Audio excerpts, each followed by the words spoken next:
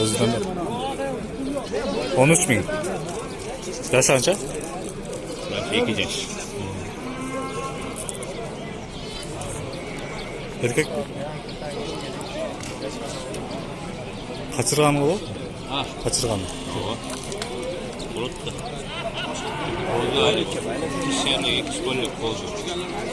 Bozduğı emnizin daha bunu çabuk. İki kişi ona daha çok öğretiyor. Kaçırganı yaşkın ya. Evet, çok bozuyor. Hisarski koyken. 17 bin. Yaş anca? 4 çıkıyor. 4 çıkıyor.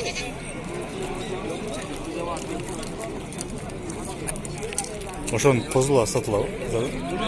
Pozları yok. Pozlar. Kaç? 16 yarım kuş yaptım. 16.200 ne? Yarım bunu sorayım. Bana bak. Kaç haber verdiniz? 16 yarım gel.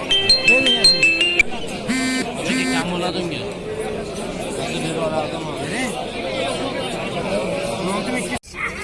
Pozuların kaçına satılsa var?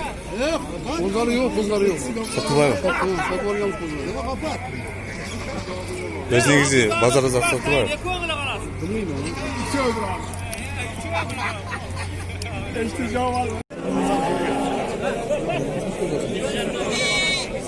Bas kança?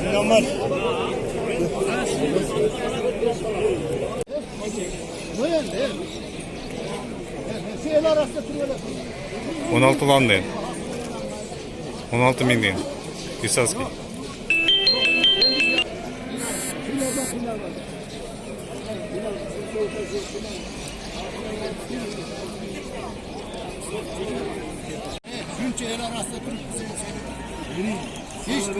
Otuz bin, 4 yaş, Hisarski. Allah'a tevekkül alvat ağrısı. Seni ait vatan.